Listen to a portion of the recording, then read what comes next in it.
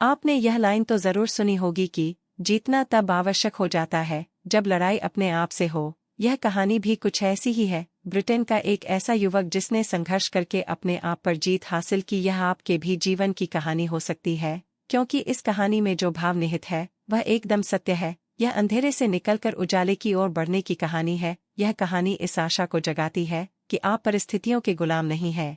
नहीं, आप पर कोई जीत हासिल कर सकता है। आप अपने भाग्य के निर्माता एवं विधाता स्वयं हैं।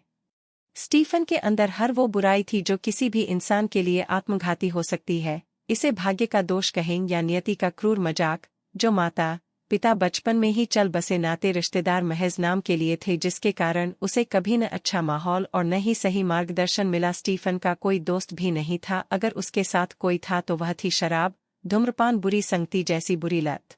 एक दिन स्टीफन के युवा मन में ऐशो आराम से जीवन यापन करने का भी विचार आ गया, जिसके लिए इसने चोरी भी करना शुरू कर दिया। पर बुरे काम से किसी का भला हुआ है जो स्टीफन का होगा। स्टीफन को चोरी करने के जुर्म में जेल हो गई। अब आप इस बात का अंदाजा तो लगा ही सकते हैं कि जेल का जीवन कैसा होता है।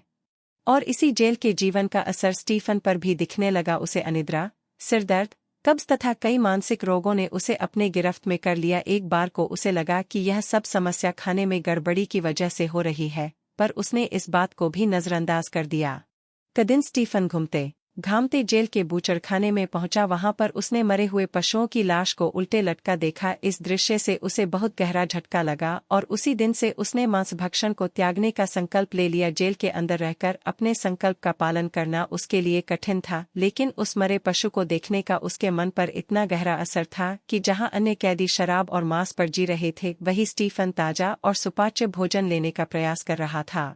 स्टीफन जो कि अब ताजा और सुपाच्य आहार खा रहा था, इसका परिणाम धीरे धीरे उसके शरीर पर दिखने लगा था। स्वस्थ शरीर के साथ साथ उसका दिमाग भी सही दिशा की ओर संकेत दे रहा था। संयोग से उसके हाथ एक योग की पुस्तक लग गई। अब वह नियमित पौष्टिक आहार के साथ साथ किताब से सीखकर योग भी करने लगा। उसे इन सब से अपने अंदर एक गंभीर आंतरिक परिवर्तन की अनुभूति हुई। फलस्वरूप वह और अधिक इच्छा शक्ति से इनका पालन करने लगा। लेकिन वह अभी शराब को नहीं छोड़ पाया था और दिन में कम से कम 3-4 पैकेट सिगरेट भी पीता था।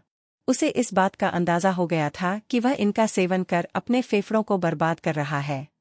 उसने स्वयं से एक और संकल्प किया कि धीरे धीरे ही सही पर वह अपनी इस बुरी लत को भी छोड़ देगा। उसने इस संकल्प को भी पूरा किया। शराब और सिगरेट जैसी बुरी लत छोड़ दी। शुरू में इसे छोड़ने में कठिनाइयां हुई, लेकिन उसने हार नहीं मानी और इस बुरी लत से छुटकारा पाने में सफल रहा।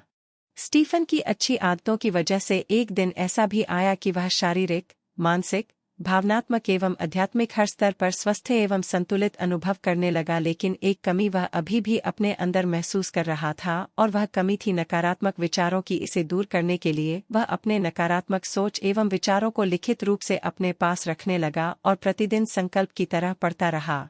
अपने सोच और विचारों को पढ़ने से उसे इस बात का एहसास हुआ कि उसके अंदर जो भी बुराइयां हैं, उनका जिम्मेदार तो वह स्वयं ही है। अपने जीवन में अब तक जो दूसरे व्यक्तियों से अन्याय अनुभव कर रहा था, वह सब गलत था। इन सब बातों का एहसास होते ही उसे अपना जीवन बहुत सुखद लगने लगा और उसके मन में शांति की एक अद्भुत लहर दौड़ने लगी। पहली बार उसे यह प्रतीत हो रहा था कि बाह्य जगत का परिवर्तन आंतरिक विकास के अनुरूप ही होता है। स्टीफन की सजा भी पूरी हो गई थी।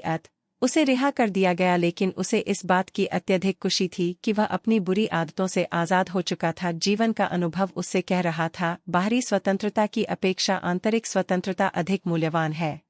यह कहानी थी स्टीफन की, लेकिन थोड़े बहुत बदलाव के साथ यह कहानी किसी के भी जीवन की हो सकती है। गलत परवरिश, बुरा संगति, दुर्भाग्यपूर्ण परिस्थितियों के दंश की मार से पीड़ित व्यक्ति दूसरों को दोष देने की बजाय इसकी पूरी जिम्मेदारी स्वयं पर लें तो यकीन मानिए आपने पहली सीढ़ी ऐसे ही चढ़ ली। यही सोच आपको आत्मसुधार एवं निर्माण की बाकी सीढ़ी चढ़ने में भी मदद करेगा। यह सीढ़ी आप खुद चढ़कर मंजिल तक पहुंचेंगे, जिसमें आप अपने भाग्य के निर्माता खुद है की उक्ति को चरितार्थ होते खुद देख सकेंगे।